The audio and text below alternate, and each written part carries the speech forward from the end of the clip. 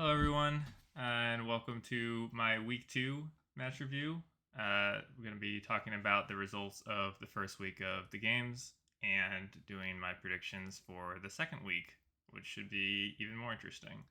Um, this is the first week where I'm going to be joined by some special guests, and this time, not just one guest, but two, both of which some of my friends that I have introduced to the game and have opted to join the tournament this year. So, pretty fun, and this will serve both as an opportunity to talk about the game with them, but also give them more of an introduction to the rest of the community.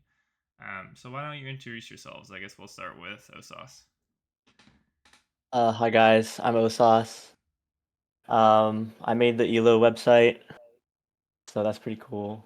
And yeah, Cool. What's your favorite thing about multiplayer? blast. I didn't even say anything yet. Uh, What did I you guess I'll expect me go to say? next. I guess I'll go next. I'm Elementlover. Most people call me Element. Um, uh, I forgot what I was gonna say. Yeah, I don't know. I make myself known. Thank you. You may have seen me. Yeah, very well known for spouting degenerate things in the web chat that do No, not make any sense. Also they for make sense. his love of John F. Kennedy. Um, Thank you. They're so real. that's your fun fact. What is your favorite thing about multiplayer? The blues, just the blue steals. I actually made sure all the gifs were about blue steals. You're welcome. Actually, they aren't. For the most part, I believe you are correct. It Very wasn't about very blues. fast player, probably faster than even the best in the tournament. I would say at getting the blues. So watch out. Yeah. Anyway, we're going to kick things off by going through the week one results. We're going to compare them against expectations as well as my predictions. Not going to lie, most of them are a little bit expected here in week one. But we'll see if there's any surprises. And some of the close ones should be fun to talk about. Element, we're kicking off with your match here against Voltage. I predicted you to get 3 0'd, and it was indeed a This makes decisive 3 sense. 0. Uh, what was your experience like playing Voltage? Uh, hmm. The former reigning champion of Champion. 2024. I definitely got to see what the full gap of what a fully 100, 1,000. How many hours does he have? 1,000, 2,000 plus hours. 1,000 is nothing. I'm The at full. 1,000. Okay, well, how many? The difference between thousands of hours of gameplay and like 100 hours of gameplay. It's very real and very tangible. I think especially on Treasure Box, which there's a slide about Treasure Box later. But I think everyone saw a lot of Treasure Box because they were trying to up the point differential. But I think that map, uh, other than it being a farm map, really shows how like far the gap is between sort of the new players that are coming in and the like really old well established players. Right. Which map did you pick against him? I picked very smaller small maps. I think I picked Gem Fighting Folly, I think. That's small. Yeah. Yeah. Um it looks like well, this is my personal thought, but with what I saw amongst the newer players is they tended to pick lower difficulty maps, which helps alleviate the skill disparity, because then like with maps like Prophetic, it's really hard because there's a lot of like terrain and things. So I noticed that in all of like lower especially this round of games, I noticed that a lot of the maps are usually low skill except for well, a lot of the maps that the newer players picked were like usually like beginner or intermediate, whereas the more skilled players picked harder maps so that way they could really get more of a point advantage. Right. If you're a better player, you're going to be favored picking some very difficult to navigate maps just because your opponent struggles to even get around the map, let alone worrying about what you're doing. So it's kind of like a safety net insurance to make sure the upset is very unlikely to happen. And that's mostly what we saw in the first week. Uh, Looking down the rest of this list, we have Well, I think you moved the matches around and didn't change the actual I did. result, but Turk 3-1 Oh, I Yoshi. forgot. 3. Oh, I forgot. Yeah, I forgot Yoshi took one. I forgot. I forgot to move that one. But Yoshi put like a really good fight. Like especially on this map. I forgot to put the map name here.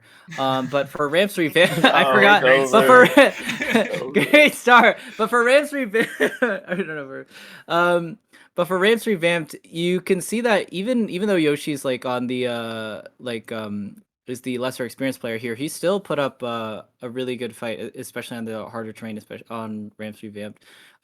Just in this clip here, you can see that they're using the super speeds to change their velocity even when they miss.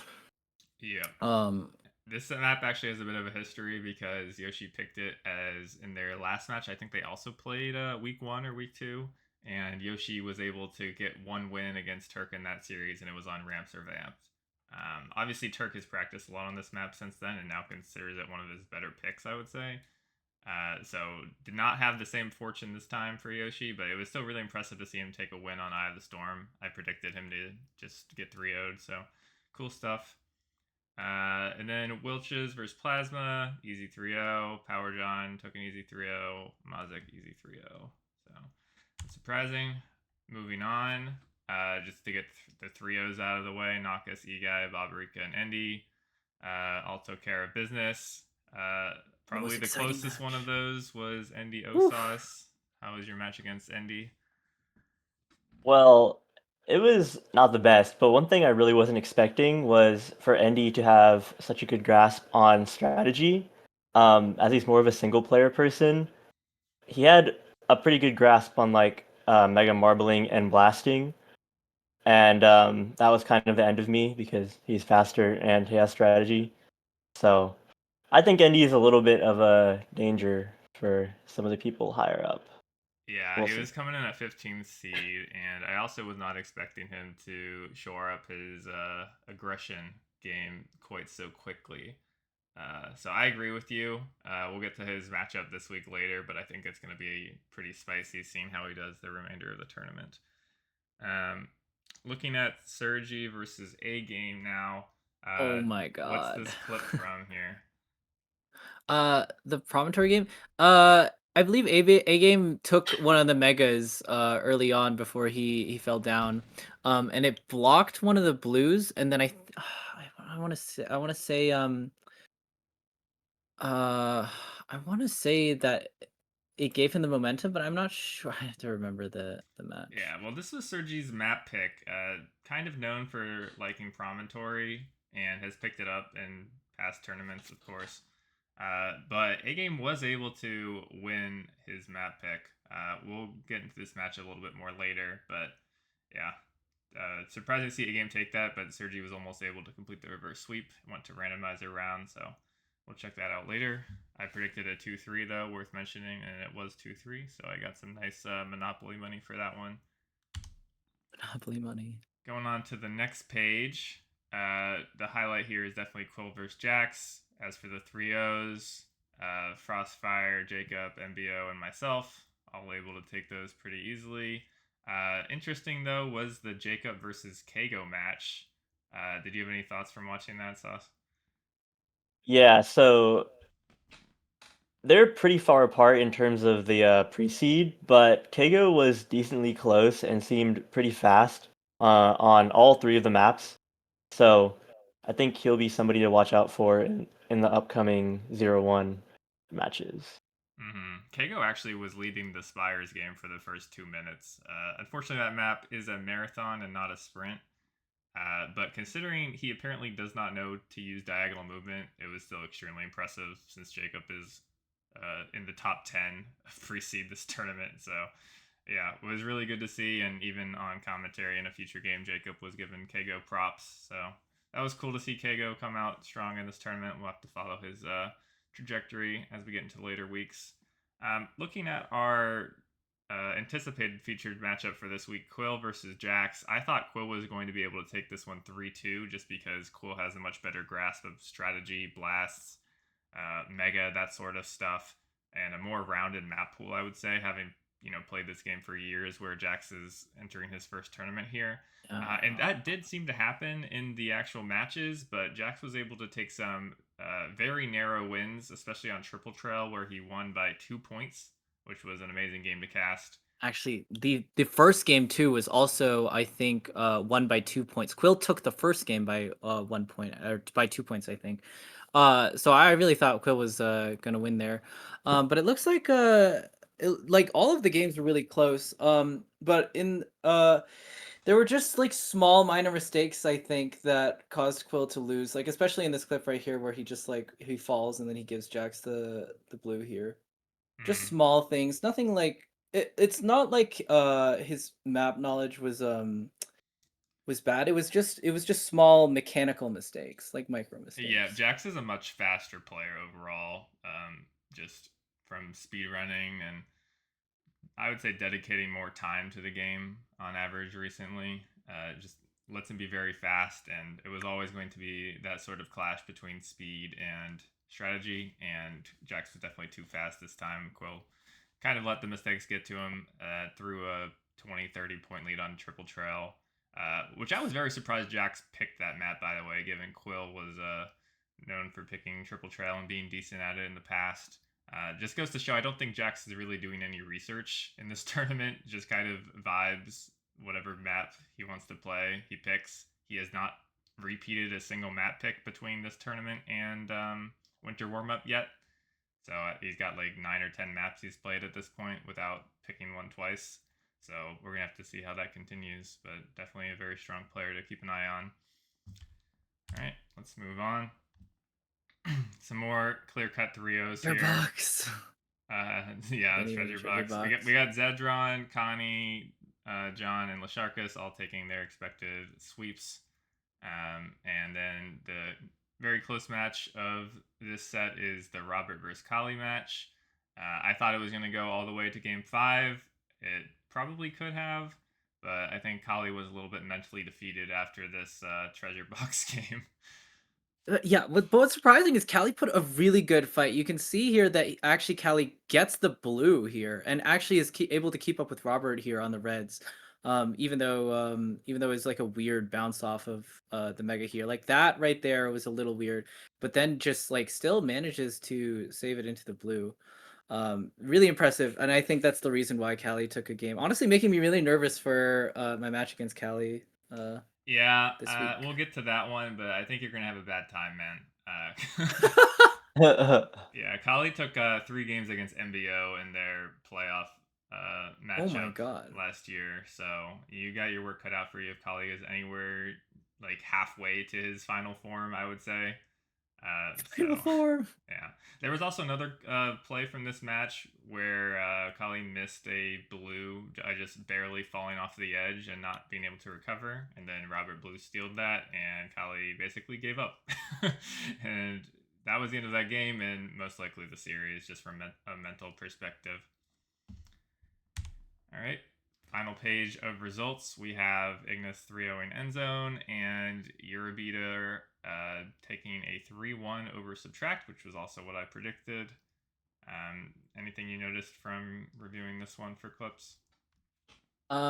Yeah, so subtracting Eurobeater was actually in the lead for the first like 30 seconds to a minute of this match, before wait for it.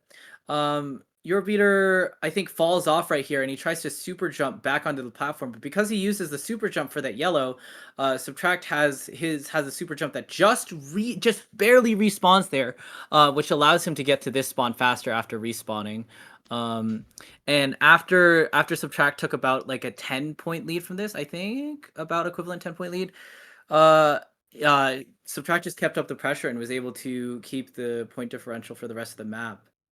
But it was really this part where Eurobeater just miscalculates the super jump for the thing there. I think he should have just sacked it and then played a default in the middle, so that way he could contest Subtract for these ones. But other than that, Subtract played a really good game for this one. Could not beat Eurobeater in the end, though. All right, moving on, we have our match of the week. We talked about it a little bit earlier, but this is the first game of the tournament that went to the randomizer draft round, a very close and exciting game. Did either of you get the chance to actually watch this one back? I have not. I watched the promontory one. I did. Um, and honestly, what is it? A game had the lead for pretty much most of it, especially if you going back to that first clip where A game has Mega, really just denied Sir J, most of the gems on that map with the Megas. Apparently, the promontory spawns were also really unlucky and unfavorable for Sergi, so A game was able to take that. A game also a lover of the tornado maps. All of them. Parpit was I actually practiced Parpit for a game against a game, you could say, and he was pretty good for sure. So I knew he was going to pull this one out in week one, and unsurprisingly able to take the lead. I was a little bit surprised it was only a 10-point gap, so Serge made that pretty close. After that, I really thought it was going to be 3-1 for A game with Promontory going his way as well, but Sergi was able to pull it back on Gems in the Road, which was a really, really back and forth game. Gems in the Road is a very swingy map where you can easily take an entire spawn within 3 seconds because they're all in a line or all in the slide or something like that. And so both players were just kind of trading this back and forth and making up a lot of points, and it was neck and neck the whole time. It was really not until the last spawn or two where Sergi got enough points to really lay claim to that map. But then it was still going to be an uphill battle because he had to win A game's pick of sweep. But really, this was just a very strong performance from Sergi to take that fourth map. I think picking sweep pretty early on in the tournament is a little bit risky because everyone just played sweep in the pre-seed. So everyone's a little bit practiced on it, and that Sergi was no exception here. What I was surprised about is in the randomizer draft, King of the Marble ended up being the one picked. Just given Abe Game's profile as a player, A Game loves the gimmicks, loves the aggression, and King of the Marble, I would have to expect, is very favored towards him, and unsurprisingly, he was able to take that one in Game 5. All right, that is the match of the week. I'm going to get out of here, and we're going to take tabs on the ELO updates from this nice dashboard that sauce has put together. How would you describe the process of making this website? What do you like about it? Well, okay, at first it was originally just going to be like a segment in these videos, but then one day I was like, well, what if this was a website? So we decided to turn it into a website. The actual ELO calculation has kind of been like an iterative process. We had a bunch of different versions of calculating how the pre-seeds converted into the ELO, and then how the ELOs actually changed based on the games. But I think it came out pretty well, and it's a pretty accurate reflection of the overall standings. Yeah, it looks great, man. Since it does take that point differential into account, that is an opportunity for players to kind of increase their score by performing better or worse than expected against their opponents. So I do like that. And as the weeks go on, we're definitely going to see the standings kind of converge towards, I would say, what more player perception is of where everyone is at, and be less dependent on how quickly people did in the solo pre-seed round. So that's something that I'm personally going to be keeping an eye on. Just looking at the movement, I guess at the top, there's not really been a lot of change because the gaps were kind of big. Zedron was so far ahead of everyone else that there was no way that anyone getting scraps of points from farming these lower players is going to pass them. I think Frostfire played very generously against GG Jacob, I will say. So not racking up much PD is going to lower their elo, but it's not because they played poorly or anything. Myself and Ignis moved up from getting a lot of PD, and MBO played the King of the Ring and King of the other one, King of the Marble, against Farmer's Wife, I believe. So not much PD there is going to hurt them temporarily. Mazik and Lasharkus move up. The real movement here is going to be in the middle of the standings where we saw those close games and upsets. So Eurobeater moved up 5 positions, being the lower seed, winning against Subtract, who also, changed his place with him going down 5. You can see Quill and Jax moved up and down 2, and Sergi and A-Game moved up and down 2. So kind of just equivalent exchange here from those close matchups. I thought Yoshi might move a little bit from taking a game off Turk, but that was not the case. Kali moved up from taking a game off of Robert, who moved down as a result. And at the bottom, we're mostly looking at similar things, just differences in PD, how much elo they lost from losing to those top players. Anything notable for either of you on this list? Anything that surprised you? When we were doing the elo calculations, it doesn't actually show it here, but there was only 2 games that had 0 elo change, and that was the MBO Farmer's Wife game because MBO decided to play the King maps, and the Kago Jacob game because Kago performed really well, so he didn't lose anything off of that. Makes sense. Good to know. All right. Well, let's go back and let's talk about predictions. All right. So first up, I'll definitely. Well, I don't know. You guys probably don't have thoughts on every single match. So if there's one that you feel like you want to chime in on, let me know, and we can kind of talk about that as well. The Frostfire PJ has actually already happened at the time of the recording. I thought it was going to be an easy 3-0 for Frostfire. It was an easy 3-0. Eguy versus Lasharkus. Lasharkus is pretty decent, but Eguy is a top contender for the tournament, so that's going to be a 3-0. Something I did want to call out is that the rules for this week actually were changed so that the lower seed gets 2 picks now. They get pick priority rather than the higher seed. So these lower seeded players in each match are going to have 2 opportunities to take a game. So for that reason, 3-1 is a lot more likely of a result than a 3-0 now. So the 3-0s are going to have to be a pretty decisive skill gap to keep that up. Next up is Connie Endy, which I think is one of the best matches of this week, if not the best in terms of equal competition. I've actually gone back and forth on this one, how it's going to play out a bunch of times, because I think Endy has kind of been a better player in the last week or 2. I feel like having improved a lot in the strategy department, and especially if he gets an early lead, I think Connie's mental ability to hang in a series has shown to not always be completely solid. The thing for me is that Connie just has a much better map pool, being willing to pick up stuff like Eye of the Storm or any random PQ map that's disgusting and people are asking to be removed in the multiplayer channel, stuff like that. So I think Endy's gonna really struggle to hang on those sorts of maps, and so if Endy's gonna win the series, it would have to be in the randomizer round. And I think it's just a little bit unlikely that Connie's not able to take one of the 3 games that aren't her picks. So for that reason, I ended up going with a 3-1 for Connie. Did either of you have thoughts on this game, given it's one of the better ones? No, I think that's pretty accurate. No. Yeah, I saw some of the bets actually going the way of Endy, so I do think this one will be one of the best to watch, and I'll be casting it later today. Okay, next up we have Voltage versus Robert. I think should be an easy 3-0. I mean, Voltage is not really going to have to worry about dropping a game until week 4 or 5, probably. MBO Wilches is a little bit interesting. I think it'll be an exciting one to watch.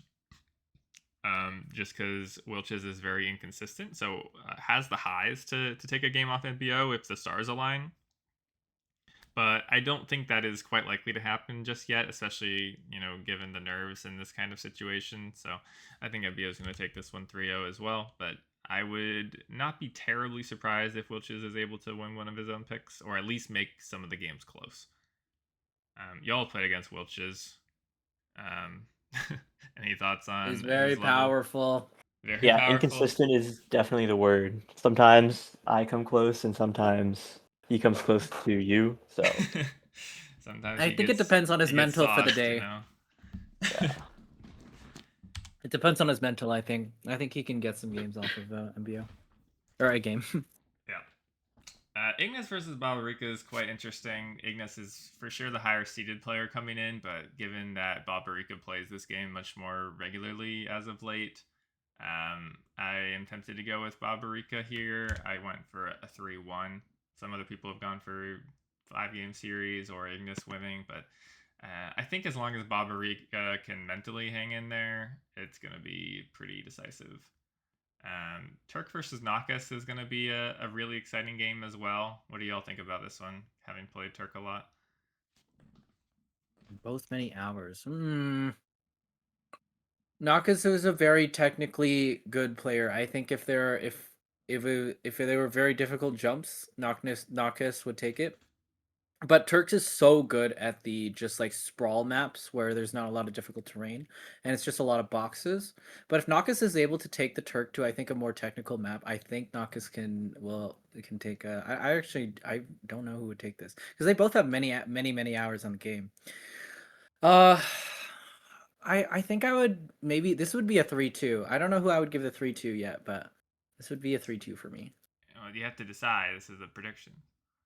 Oh, well, who's first pick? Turk is lower seed for this game. So I'm gonna give it. I'm gonna give it an Aukis, but it really depends on the map. It depends on the maps picked. We'll see. Okay. Because I think if Turk is able to get some like really even terrain maps, I think he'll be able to take it. 3-2. I'll give it to Aukis 3-2 for Element. What about you, Sauce? Same. Interesting. Yeah, 3-2. I've gone for a 3-1. I think Turk is definitely going to win at least one game. It's just a matter of how many more can he win. Because, like you said, Nakas, I think, is a much more technically gifted player. Makes some insane montages of like custom levels and stuff like that, where all the world records are back to back, and it's super impressive. However, Turk is much better at tactics and strategy, and absolutely. From my practice with Nakas, I've tried to get them to a better position in terms of understanding those things, and there's been a lot of improvement. So I think Nakas is a little bit more prepared for what Turk is going to throw at him than they otherwise would be. So I think that Nakas will be able to win one of the Turk's picks. And if that happens, it's going to be a 3-1 because Turk is really going to struggle on the technical maps that Nakas is likely to pick. Okay, moving right along to another really exciting match, Jacob versus A-Game. A-Game just coming off hot from a randomizer round win against Sergi. Now facing Jacob, who, while a much higher seeded player, I think Jacob is a lot less experienced. Well, I don't want to say less experienced because Jacob's had really good tournament results before, but maybe less in form as a player, I would say, and less readily aggressive and strategic with his play compared to A-Game. And maybe the map pool is a little bit A-Game favored as well. He's already talked about pulling out Eye of the Storm and some other gimmicky stuff that A-Game loves. So I think A-Game is definitely going to come out swinging in this one. I personally went for a 3-2 win for A-Game. Just part of this is also just how Jacob looked against Kago, which was not terribly impressive, I would say, with those kind of score lines against a new player. So this could be wildly off base and Jacob could sweep for all I know. But yeah, I think A-Game has a decent shot this series. And finally, we have Mazik versus Jax. I think Jax is good, as we've seen from the Quill matchup, but Mazik is just kind of Jax's speed, but faster and knows all the multiplayer stuff. So I don't think this one's going to be very close at all. I have 3-0 for Mazik, but Jax, of course, is going to have 2 picks.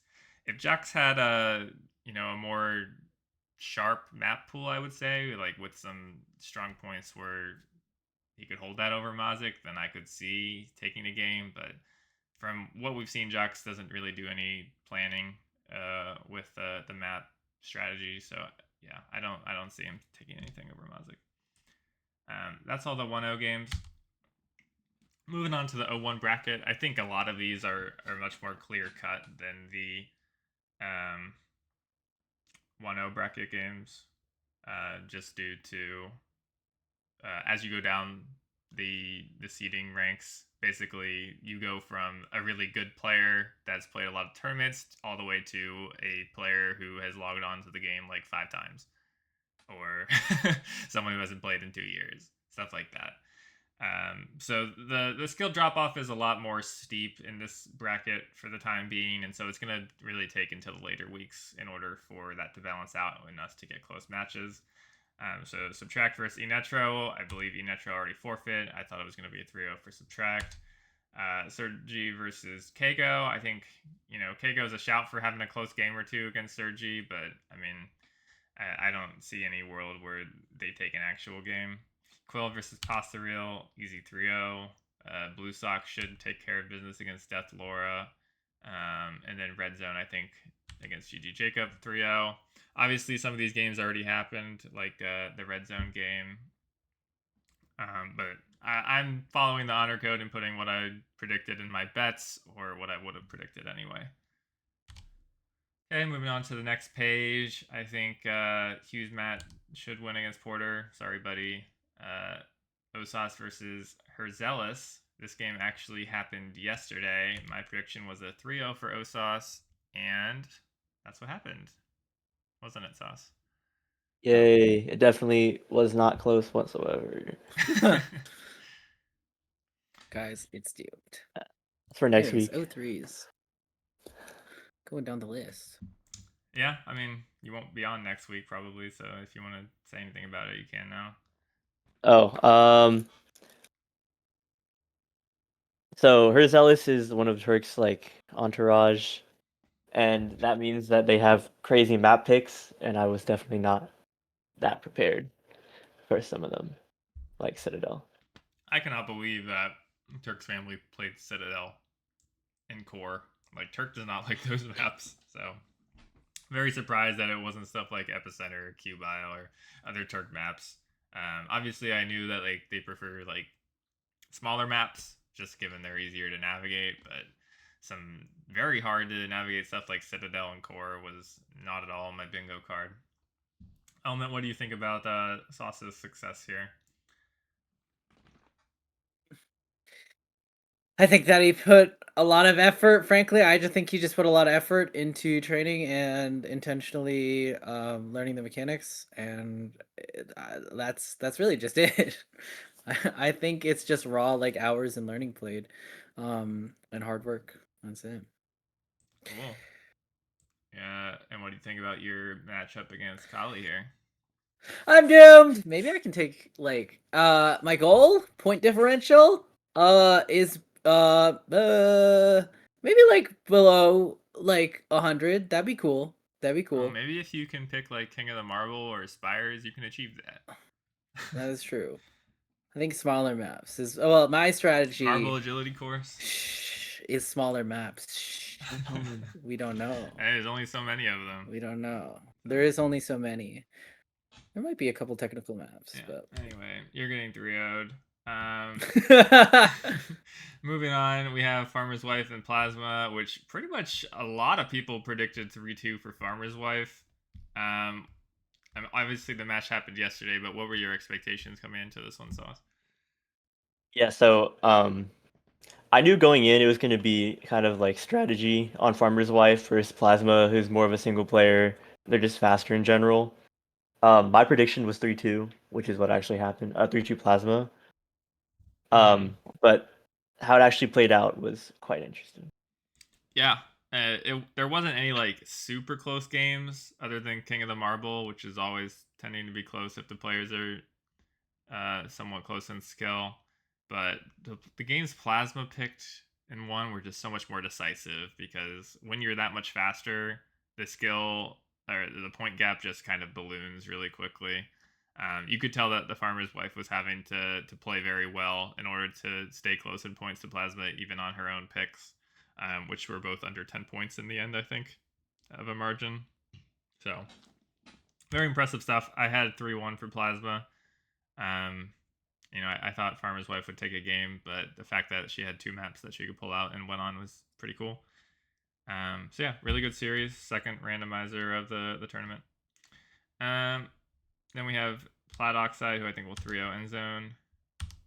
moving on to the last match, which also already happened, but I was going to predict a 3-0 for Yoshicraft. But Ziggleflag was very, very close to taking the game on King of the Ring. King of the Ring.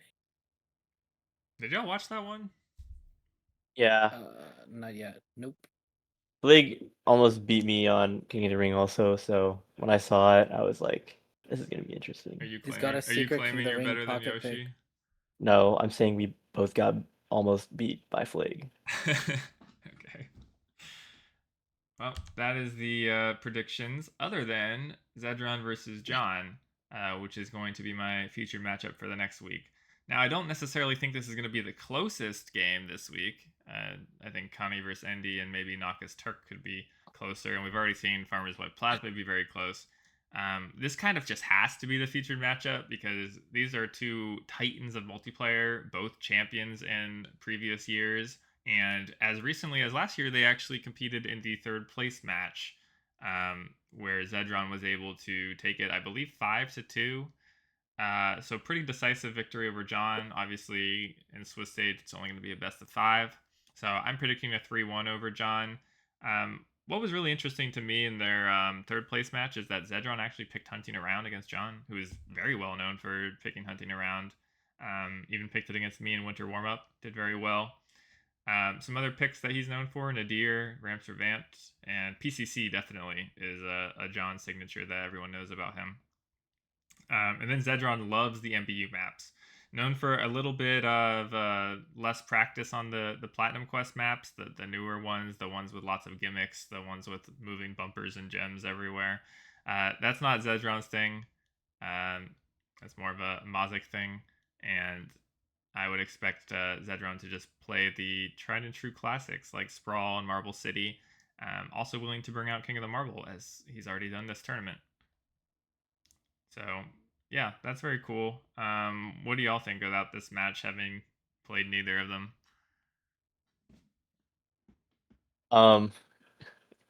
Yeah, I don't have that many thoughts because, like you said, I've played neither of them.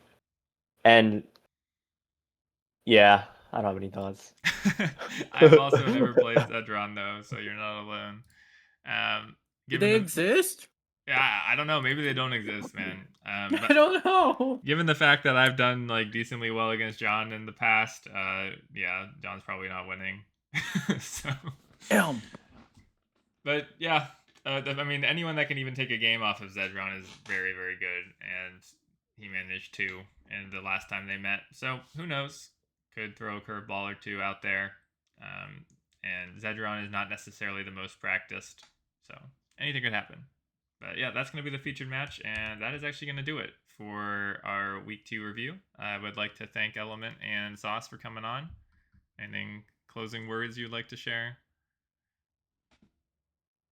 Visit the website. What is the website link, Let's- and why is it that way? Oh, yeah, so it's named MarbleQuestTournament.com because I didn't know what the title of the game was when I made the website. So, yeah. And you didn't think to ask me before you purchased the domain. Nope. It was supposed to be a surprise. A surprise it was. What about you, PQ Element? Quest, PQ Quest, PQ Quest. Let's go. I think I am excited because the closer we crawl to we're already second week, and the closer we crawl to some closer matches, the more exciting it'll get during the week. So I think just stay tuned because I think there will be some really interesting matches coming up soon. If not this week, then next week. Gene Zedron is already going to be close. I think I'm excited for the Turks match. I think I really want to know how that one goes because I honestly I'm like flip flopping in my head whether I want to give it to the Turk or Nakas. I'm excited. Yeah, very wise words. That one will be tomorrow. And like you said, we got 22 games every week. That's more than 3 a day on average. So as we get to later weeks and they're all pretty close, that will be an absolute treat to follow. All right. Well, thanks everyone that's made it this point in the video, and good luck in your matches for this week. See ya.